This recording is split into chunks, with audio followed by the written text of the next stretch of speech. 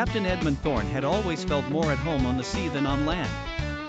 His ship, the Golden Serpent, was known far and wide for its speed and crew's impeccable discipline. On this particular voyage, the vast expanse of the ocean felt unusually foreboding. Dark clouds loomed on the horizon, and the wind carried a chill that wasn't befitting for the tropics. Thorne paced the deck, his eyes scanning the waters, sensing a presence, something unseen yet palpable. His first mate, Jasper, a grizzled sailor with a patch over one eye, approached him. "Captain, something's off, isn't it?" Thorne nodded. "Aye, Jasper. I've got a feeling we're not alone out here." As night fell, the Golden Serpent sailed on, cutting through the dark waters.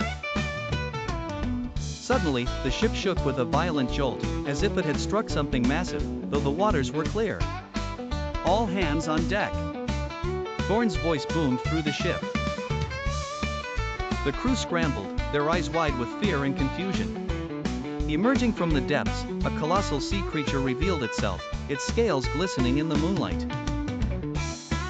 It was a Leviathan, a beast of legend that no sailor ever wished to encounter. The Leviathan's eyes, large and glowing, bore into the sailors' souls. Thorne knew they had to act fast. "Man the cannons!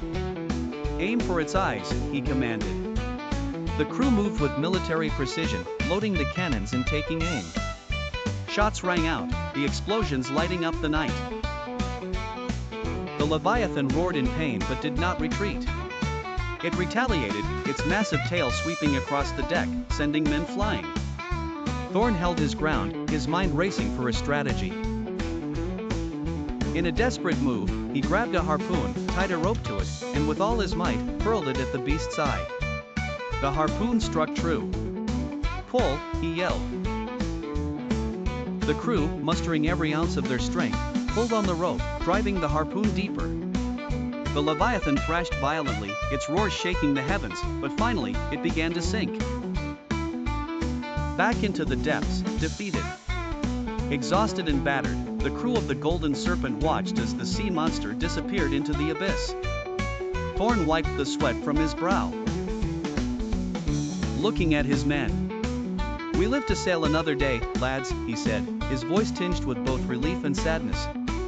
The ocean was a vast, mysterious place. But Captain Thorne and his crew had proven that even in the face of legends, courage and unity could guide them through the darkest of waters.